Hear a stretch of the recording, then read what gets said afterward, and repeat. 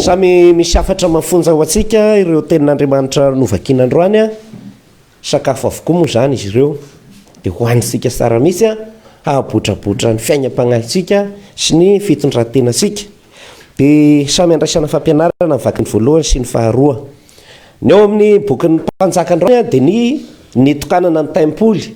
Vita andrano a, ny antony hoe nananganana trano moa zany a, dia hoe mba ho hita ny famantarana hoe eo anivon'ny olombelona, eo anivon'ny vahoaka ny tokoa Andriamanitra.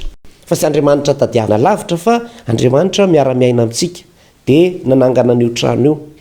Dia vita ny trano a, dia tokanana amin'izay. Ny atao hoe fitokanana na hoe consécration a, ny hevitry ny teny hoe consacré zany a, manamasina zavatra, dia hoe voatokana le zavatra anankiray. Zay le fitokanana, atokana le izy. Hoe ny vato a sy ny brika rehefa miparitaka eny an-tampon-tendrombohitra agny a, dia voasaramba be ny zavatra. Zay ny atao hoe profane zany. Azony mpanasa lamba ikosehana lamba maloto be eo a, azony mpifankatia hitangenana hipetrahana ifampiampifona eo a, hipipizan'ny mpiambin'omby. Fa io vato io kosa rehefa hoe atokana hoe ity dia atokana ho an'Andriamanitra rery ny ampiasana azy, dia lasa hotely. Dia sa hoe indray ro hivarotana voanjo na hanikoana ho anna karaoty, fa voatokana ho an'ny fanompona an'Andriamanitra. Zay ny hevitry ny hoe fitokana, atokana ho an'Andriamanitra, hoe réservé à Dieu seul. Andriamanitra rery no ampiasana azy. Ka rehefa nasangana zany taimpoly dia notokanana ho trano fivavahana sy fanazanan'Andriamanitra, fangatahana, fifonana sy fisaorana, fa sy hoe fanaovana baolina na ho fanaovana domy. Zay ny hoe fitokanana. Indray makasika sa mahalala hoe fihinanana hena fotsiny sy fanapahana riban, fa ireny fombafomba ireny a dia moentina manamarika ny hoe manomboka izao agnareo a, dia tsy mitovy amin'ny saramba be ny zavatra. Ny trano ane misy varavarana fa misy ny trano sasany asiana omby ao an-tany ao, fa tsy ohatran'izay ty, fa natokana consacré ho an'ny fanompona an'Andriamanitra. Ny vavaka Salomona tamin'io andro io a no hitondrasika fampianarana. Marina fa Andriamanitra zany a, dia manerana ny tany rehetra, na ny an-danitra na ety an-tany a, dia misy an'Andriamanitra aby ny toerana rehetra. Inona zany a no ilana an'le hoe asiana tranon'Andriamanitra sy trano fivavahana, ohatran'ny fiangonana samihafa tsangasika chapelle ireny. Dia zao ny dikany. Zava-dehibe ho antsika olombelona satria ny saitsika dia voafetra. Dia famantarana hita maso ny tena manampy atsika hanana fifandraisana amin'Andriamanitra. Fa rehefa izay dia ho alahady ny andro a, dia hoe misy any ambodiky ny nagnatoko dia mivavaka izao amin'izao alahady izao. Fa mba asiana toerana anankiray ahafantarana hoe tranon'Andriamanitra ato. Ary atao am-piangonana azy anaky-miresaka dia tsy maintsy mba mibisibisika hoe paizy firy zay. Nareo misy an'izay fiavahana zay hoe tontolon'Andriamanitra no hidirantsika, dia izay ny antony anokanana an'ireny toerana ireny. Misy fomba fihevitra diso ho an'ny olona rehefa te hiala siny izy, te hivavaka sy te ho any am-piangonana, dia hoe Andriamanitra ataoko amin'ny toerana rehetra, izy atao trano, izy ny atapon-tanety, izy ny asa, izy ny asena. Dia izay misy azy dia izay diso zay a, fa ilaitsika ny manana toerana iombonana anankiray ifanekena convention hoe ito a atokanasika ho tranon'Andriamanitra fanasana azy. Zay tsy midika hoe mihidy rery ato Andriamanitra fa amin'iny tokotany andehanany jana sy ny jisy iny sa misy azy ko fa ato rery, fa famantarana dia tokanana izy, ary tena tokoa nefa Andriamanitra, fa zay tsy midika hoe sy any velana izy. Dia zao koa satria indraindray diso isika, mieritreritra tsika hoe mirava zao isika dia hidisika ato ny trano, dia hoe mihidy eo indray Andriamanitra, dia sa mahatratra ny fiaignatsika andavanandro ary koa, sa hoe mihidy eo amin'ny tabernakla zay soa. Fomba fihevitra maha olombelona no mety mieritreritra hoe ao am-piangonana rery Andriamanitra, ao amin'ny tabernakla zay soa, fa famantarana ihany reny. Dia izao ny vavaka ny Salomona tamin'ny fitokanany hoe marina vafa dia monina ty an-tany Andriamanitra, indro lanitry ny lanitra aza tsy omby anao vao maika ty trano kely izay fantatra hoe 12 metatra ny lavany, 7 ny sasany, 7 ny avony. Ahoana moa Andriamanitra ianao no hety ho hidiana ato, fa izao noho ny famindram-ponao dia noho ny mba fanirinay dia mba meteza ianao mba hampahiratra ny masonao andro manalina amin'ity toerana mba safidinay ho amasinina hanazananao ity. Ka rehefa ato izahay dia hitanao ny manjoanay, hitanao ny hafalianay, fantatrao ny hafalianay sy ny fitiavanay. Ato izahay mitondra ny alahelo, ny aretinay sy ny fitarainanay dia eto ny tianay hiasona ny anaranao dia mamalianao any amin'ny lanitra ambony any. Eto anay miakohoka ambany eto, ary zay ny mivavaka miakohoka eto ambany eto anao fa anao ary amin'ny lanitra ambony mihay noho ny fivavahanay.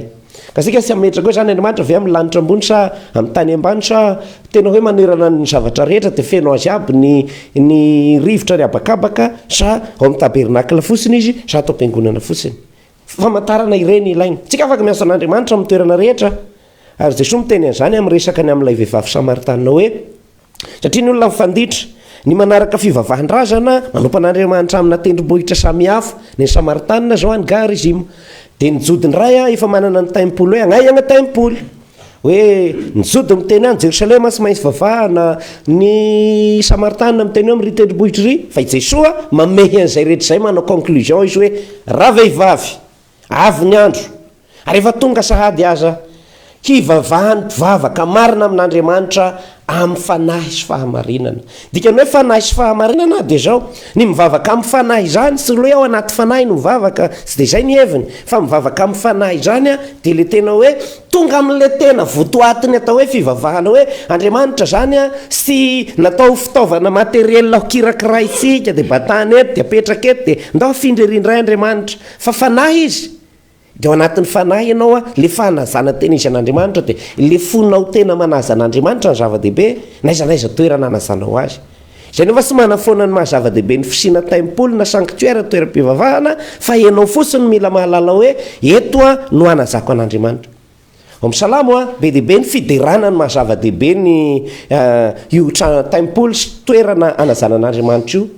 Io zao le hoe ny ray andro ao kianjanao dia magnoatra lavitra ny arivo andro agnakafa, arivo andro agny amin'ny bara, arivo andro agny amin'ny fampiadiana kolay, arivo andro agny amin'ny foara, arivo andro agny amin'ny varotra. Mahafinaritra be agny satria mikararagna ny vola miditra fa mbola fa zavatra kely zany mihoatra ny ray andro fotsiny miteboka lahady ianao aty antranon'Andriamanitra. Ny soa azonao agnakafa na dia arivo heny azy dia ny ray andro ao kianjanao dia manoatra ny arivo any akafa.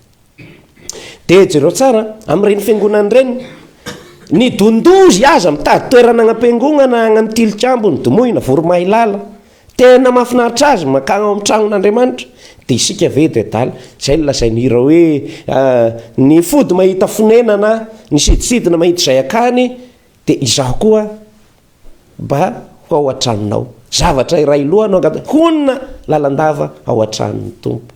Zay le nylazay salamo teo.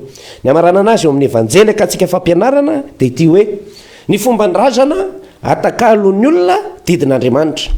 Dia ho an'ireo secte sy ireo sy katolika manenjika asika satria isika misy zavatra hafa ataosika hoe ohatra fotsiny zao ny alahady dia isika nosolosika atao mazava nosolosika alahady andron'ny tompo ny sangako velona ny sabata ohatra didin'Andriamanitra ao amin'ny testamenta taloha ny sabata fa nosolosika alahady dia io no entin'olona manenjika atsika hoe eny anareo tradition fomban-drazana anareo mitandrimanareo fa ny didin'Andriamanitra velanareo le hoe sabata sabata toy hoe moramora fa ny abadoana ary mampiteniteny foana mianara aloha mianara elabe ohatran'ny mopera zay vao afaka miresaka an'izany fa tsahonina dala koa ireo olona be dehibe lasa martiry maty noho ny finoana dia venareo na mandrana aby ve zany magnaraka fivavahana katolika io na ka dia verinao gaiky rediso ny zavatra nataoko ity sa teto aho azonareo dia zay no avaleon'ny olona ka izao ary tsy zay ny hevitra ny hoe ny fomban-drazana sy ny fomba n'olombelona no tandremanareo fa ny didin'Andriamanitra velanao tsy zay io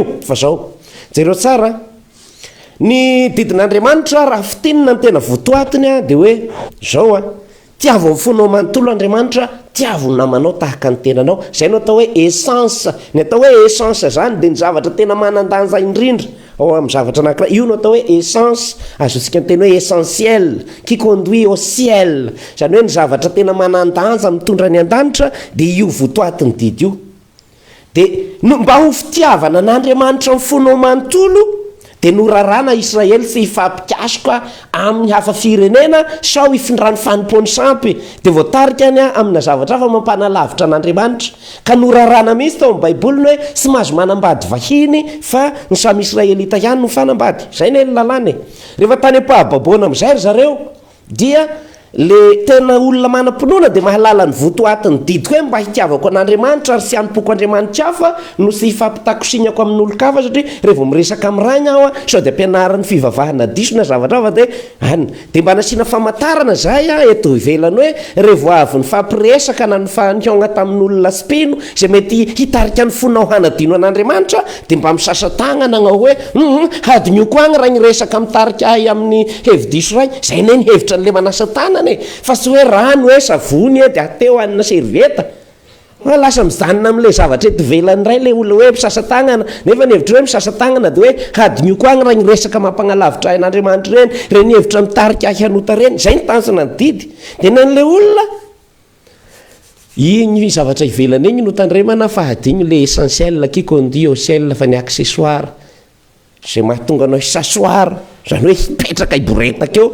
fa sa tonga agnan-danitra zareo ny essentiel mitondra makagny amin'ny ciel fa ny accessoire mahatonga anao hisasoara dia tavela eo anao dia zay zany mahatonga Jesosy hoe aha didin'Andriamanitra zareo ny zava-dehibe fa sy ny didin'olombelona satria ny olombelona ny didin'Andriamanitra dia hoe aza vilony fonareo ho voasarika any amin'ny fomba fisainan'ny spino ny fanao ny olona sy mpivavaka zay ny tena tian'Andriamanitra hatongavana le toe-po fa ny didin'olombelona no miteny fotsiny hoe mba hanatanterahsika izany ary dia andao zany asiana famantarana hoe manasa tagnany sika na magnisana tongotra misasa tsara mba sy hoentsika mody zay zavatra henosika agnivelany agny zay ny tena hatongavana dia ny fisasa-tagnana zava-dehibe naky dia ohatra azy anao zany sy tian'Andriamanitra nefa mitandrina n'le didy dia inona ary ny dikany le zavatra rovana amin'le fanasa-tagnana ndray sy tratra fa itino ambena ngao sa ny sasa-tagnana dia osika koa amin'ny fitandrimana didin'Andriamanitra aoka hanana zay toesaigna hoe inona ka ny tena takian'Andriamanitra amin'ity didy ity le votoatiny le essence